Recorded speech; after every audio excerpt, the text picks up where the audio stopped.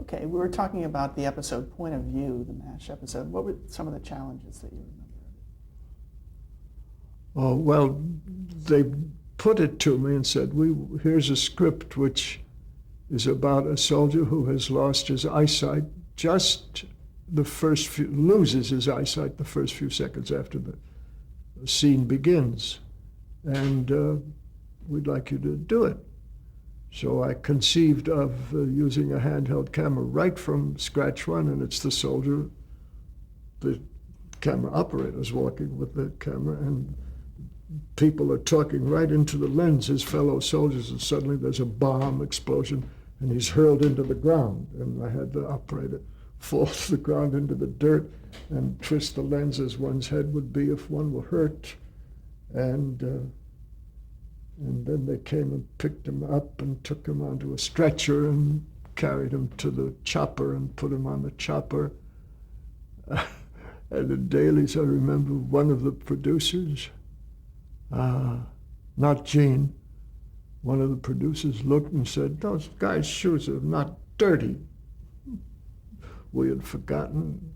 And who's flying in the airplane anyhow? It was a real chopper. Who's going to fly and look through the lens? We had attached the lens to the head of the stretcher, to the head of the dummy. It was a dummy. We didn't want to put a human being on that side of that little chopper. So who would know? I never bothered to notice. But the whole show was a wonderful thing because I was able to. There was one movie, and I'm not sure if it had anything to do with it, but I've never seen anything except one movie many years ago with Robert Montgomery, where the camera was the lead person's eyes instead of the man. But this thought of having the camera be this wounded, first alive soldier and then the wounded soldier all the way through, I had such fun with it, and it won an award. Hey, what more could anyone want? Was it difficult for the actors to look directly into the lens and talk? At first it was, because, it's like you never do it. You're not supposed to do it. It's against the law to look into the lens. But they learned to do it, and they all did it very well. Do you have a favorite episode among the ones you've done? Well, obviously, Point of View, and the one with Harry Morgan where what is the name of that bottle that's left? There's a name through history. Tontour. The one with Harry Morgan. Mm-hmm. And the one where Mike Farrell breaks into tears talking about not seeing his newborn child. Farrell, then of course Alan was there, and so many things. That one was Period of Adjustment? That's the one, You got another Emmy? I forget that. But so many of MASH episodes were wonderful. Gosh. Could you talk a little bit about Burt Metcalf? He was there pretty much the entire run. Oh, sure. He, very nice human being and very talented human being and very able to communicate as a producer in terms of what's wanted. And married to a wonderful woman. And I think he began as an actor and became a casting director for Gene Reynolds, and then became associate producer and then producer. And he just wonderful, and warm and friendly, and laughs at all my jokes. He's terrific. And Gene Reynolds is terrific. Yeah. After Gene Reynolds left, did Burt Metcalf take that place? Yeah, mm-hmm. Right. How would you compare the two of them? Gene had a more point, in a way, expressed himself in a more pointed fashion. Not more clearly necessarily, but Gene has a different personality. And that's really, I think, the difference. In creativity, they were both alike. But one has a pointy kind of, and I love Gene's pointed jokes and things. I love his laugh and everything. And Burt too, but That's about the only way I can talk about the difference. Mhm. And where was the series shot? Where were the interiors done and where were the exteriors? Stage 9 at Fox, down on the Fox studio, Stage 9. And then in, what's the name of that? Oh, it's now a state park, something Canyon, Malibu Canyon State Park. It used to be the Fox Malibu Canyon place where they had done other things. And there was the MASH set. And by odd coincidence, it burned down. So I wasn't involved with that last fragment of that last episode, but they had a scene there in the burned down remnants of the MASH compound. What they did was very interesting from conception. They created the look outside with the landing pad and the little hill where the helicopter came and so on. And they created the exteriors of all of the hospital bunks and so on. And one or two of them had a couple of bunks inside, but really that was it.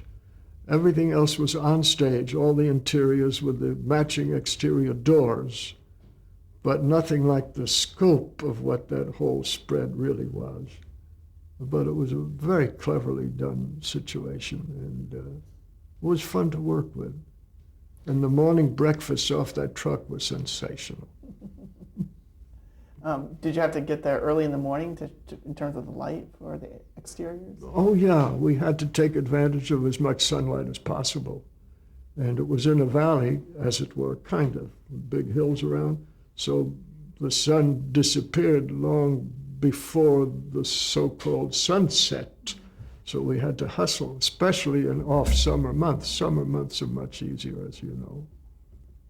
We had to hustle. I'll never forget some other show out in the valley somewhere, climbing with an actor and a cameraman and an assistant cameraman to the top of a hill, then to the top of another hill to keep getting the sunlight. Do you remember any network interference during MASH or any problems with standards and practices? They always had standards and practices, always had a say in the scripts, and sometimes they didn't win, and sometimes they did win, and there was a slight change. But the what's his name? The production stage manager, the man overall in charge of stage and budget and so on. He lost every time because Alan Alda was one of the producers, and he'd come on when I was directing or some other, and he would say something about you've got to go faster and you can't shoot this and you've got to quit by then. And Alan Alda would say, we'll quit when we're finished. And that was the end of that, fortunately. Could you talk a little bit about the use of the laugh track? What did you think of it? And do you think it was, here you're trying to do some dramatic moments? I think it was used very well. I'm not in favor of laugh tracks. I think things are, except for even good comedies, you get a live audience is much better. But what they do is they mix the live audience laughs with laugh tracks. And I'm of the theater. I don't like laugh tracks. Well, why do you think the show MASH was so popular?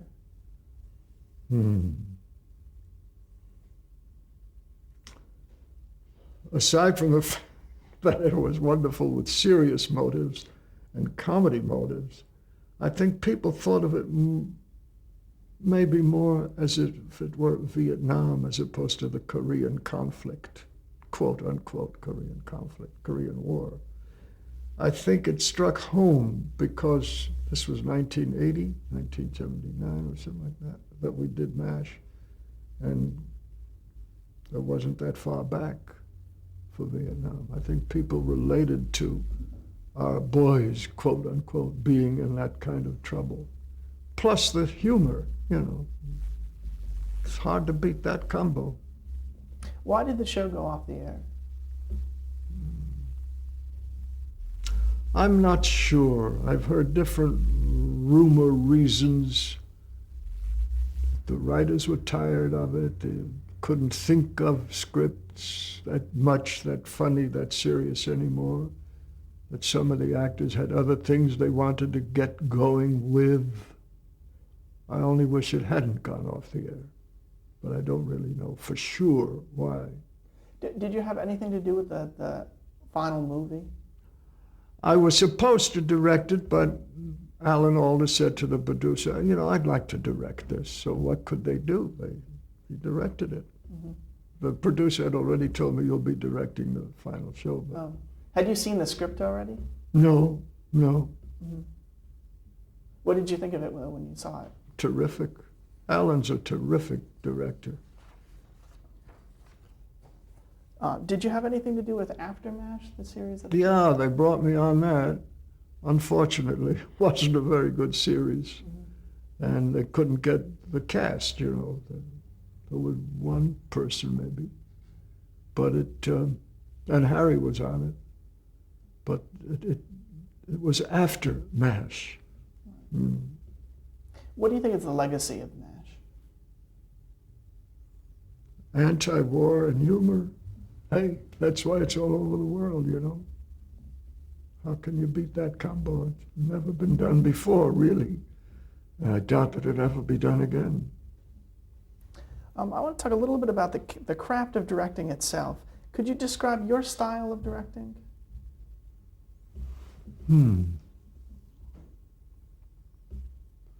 Well, I tried to do what the writers had in mind, is, I think, the best way to put it. What did the writers want the audience to know? And how do I do that with the picture, the sound effects, the props, the costumes? I think the director should have all of anything that's seen on that screen should be from the director/writer's point of view. That's, I think, the best way I can put it. And what has your interaction been with the actors in general? It's very interesting, that kind of thing. If an actor, and one can tell almost immediately if an actor knows what the script wants him to do, the director doesn't have to say a word. You can tell in the first moment of reading a line or whatever. But if there's something that the actor is doing, be it in a reading or even in the first staging for filming, if the director sees that the actor isn't doing what the director thinks the writer had in mind, then you have to talk to the actor and let him know. And sometimes there's an argument, meaning a good discussion, and hopefully the discussion ends up with what the script had in mind. And sometimes, if the actor is a big star, they do what they want.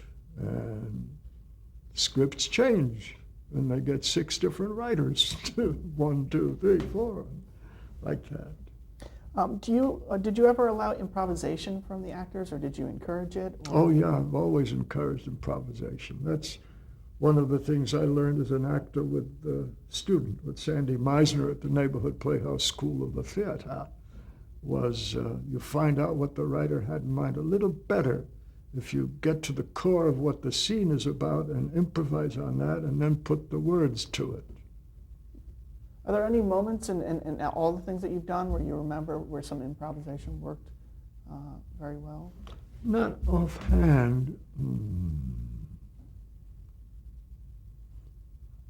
I know I've done it with certain casts at certain times, but I don't remember anything specifically. Mm-hmm. How do you know where to put the camera in and how to frame a shot?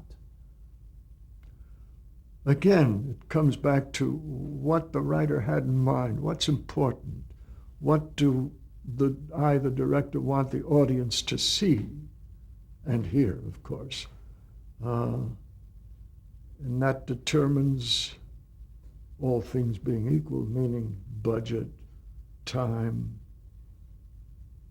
It's funny, the first thing that comes into my mind as an example is what Hitchcock did with the movie where he shot 1,000-foot rolls of film, and with his special technique, you can't tell where the film is edited. Rope, is it?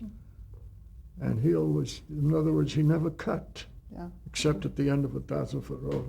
And the camera's moving with the actors, and you're unaware. And that's, I think, the big thing, how to not make the audience, or not to let the audience be aware that there's a camera at work. So they're watching what the actors are doing and saying. In other words, what the script is about, I think, is what good direction is, so that the audience isn't aware of direction, be it camera, lighting, props, but it's all there. It's all contributing to what the written word had to say. What makes for a good script? Conflict. In other words, I don't mean shooting, of course, with guns or not. I mean, are two characters interested in the same thing, and how do they go about doing it? Or are they interested in one in this and one in that?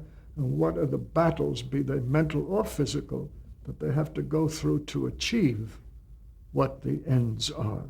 If someone doesn't want anything, then who cares? The only thing that matters is, does someone want something? Are they going to get it, or are they not going to get it? And how they get it. I think in acting it breaks down to who, where, what, when, and why. As an actor reading a script, who am I? And you only arrive at who I am by knowing where I am, when I'm there, and what I'm doing there. And then you find out, well, that's who I am. And I think that applies. It all goes back to acting, I think.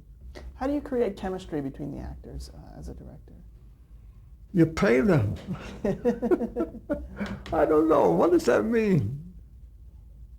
How do you create chemistry in the scene as such? Let's say. Well, you get them to understand what the scene is about. If they don't, you try to get them to understand what the scene is about.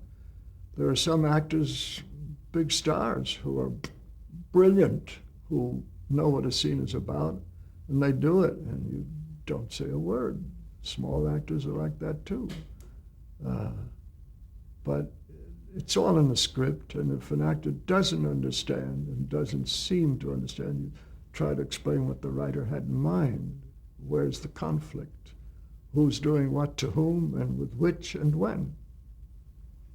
Okay, I want to continue by talking about the television show Lou Grant, which you also did with Gene. Oh, yeah. And can you talk about, were you there at the beginning? No.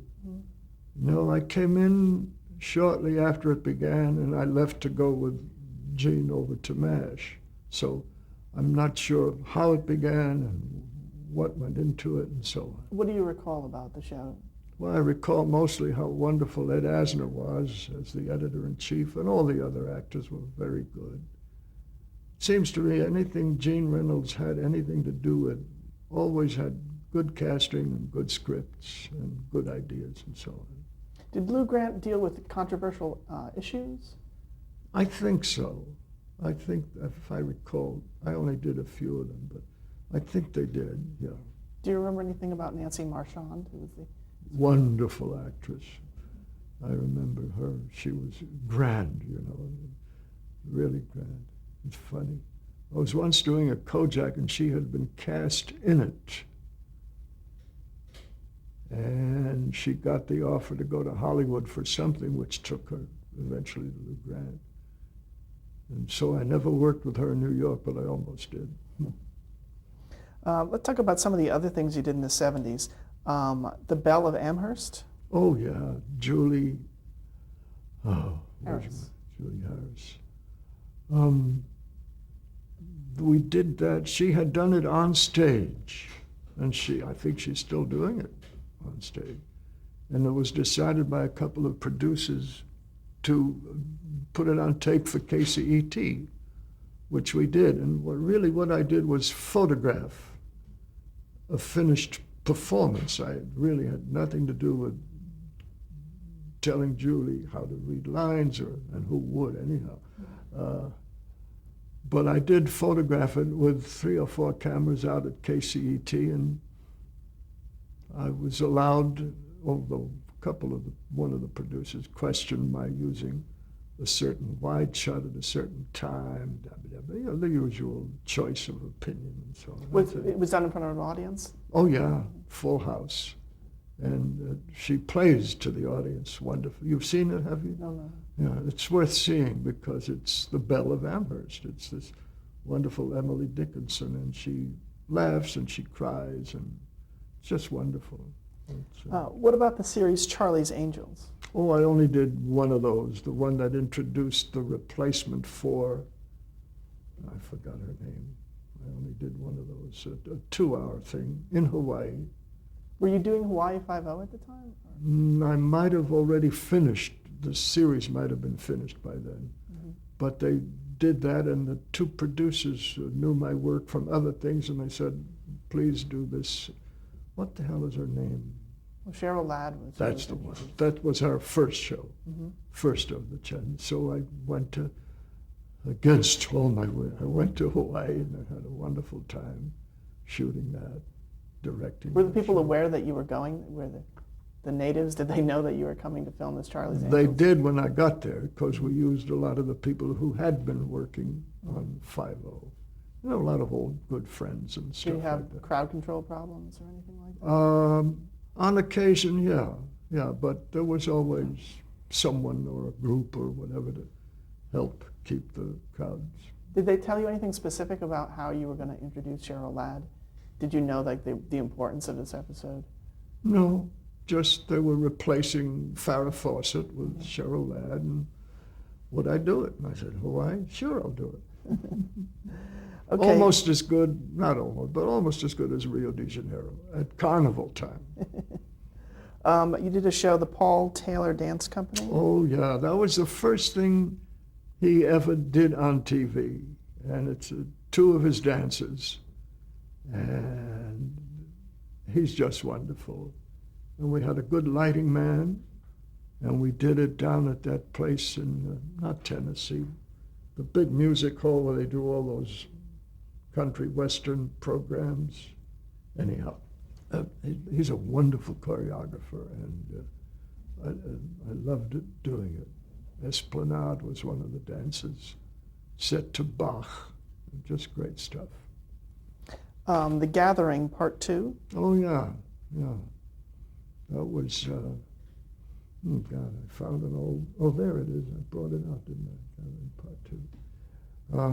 Joel Robeson was the exec producer, and I had worked with Joel on several shows at Universal. Among them was The Virginian and other stuff like that. And he asked me to do The Gathering Part 2, and it was fun. It was a nice show with nice people, a lot of good actors. Trapper John, M.D. Oh yeah, another series about a doctor, and one of the men who had been on MASH went over and was the senior doctor or something, I forgot. Mm-hmm. And Super Train. Oh dear, that was a grand failure. That someone, I forgot his name, did the pilot, was the exec producer, and the line producer asked me to do an episode, and it had to do with this huge train, like the width of this room was the width of one of the cars, and it was a double-decker thing, and it was just an enormous fiasco financially, artistically, and stuff like that. Was the set also as big as, They recreated 3 of the cars. In one of the cars, believe it or not, was a swimming pool, somewhere on Fox, I think, or MGM. And they actually went out into the valley somewhere and created tracks for model trains that looked like what the interior looked like on stage. Enormously expensive and foolish scripts, and so it was a very sad fiasco. You also worked on Roots, The Next Generations. Oh yeah. Can you talk about getting that work? I was in Europe enjoying a vacation, and the producers called me and said, my agent called me and said, where was I then? Paris? on a holiday, and said the man who just started directing the Roots, the second generation, parts 3 and 4, or whatever part, 2-hour episodes, they don't like his work, and they've looked at some of your work. Would you please rush back so that you can do? And I said, oh God, I don't want to break up. I'm going to go to Milan. He said, Charlie, this is Roots, second generation, blah, blah, blah. I said, oh, okay. So I came back, and it was a terrible rush job. I came back, I was jet lagging on a Saturday, and on a Sunday they walked me through the sets, and I began to shoot on Monday, and I went page by page. But it worked. I know there was a lot of attention to period detail on that. Oh yeah, very much. It was Stan Margulies was the line producer, and David Wolper was the exec producer. And David left it up to Stan. And Stan was meticulous. I'd worked with him on, or was that the first time I worked with Stan Margulies? I don't remember, but he was wonderful. He was just great. And great attention, good scene designing, good everything. They really brought good actors on. Harry Morgan was in one of those, and George Stanford Brown, and lots of good people. But it was hot. They used the Disney Ranch for the sets. It was hot, August, July. But it was good. Did you work with the writers on any of those? Not really. It was all already done. See, they were in full production. Did you ever meet Alex Haley? Or have any I think I met him once. Just a very nice man. Very nice man.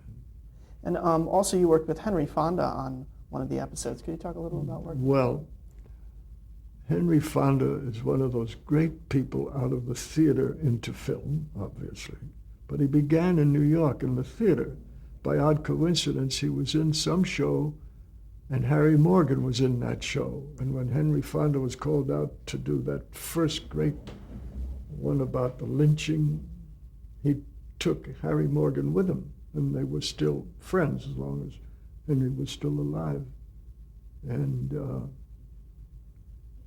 Fonda was, you know, like one of the greats of all time in many ways other than his acting, in addition to his acting. For example, we're shooting in this hot place, and comes lunch break. Fonda would sit in this Southern Confederates uniform, not even open the collar, would sit in the shade in his chair under an umbrella, and everyone else would scamper and take off their wardrobe, and it would take forever to get them back because they had to get redressed. And Fonda would sit in that chair day after day under the umbrella in his uniform whenever he had to be there. Calm, and I don't know how cool he was, but he was wonderful and knew his stuff and was ready to go at every moment. Really a pro, one of the best, compared to all the other people who were not as meticulously, what's the word, proficient? I don't know. All right, we're going to stop the tape here.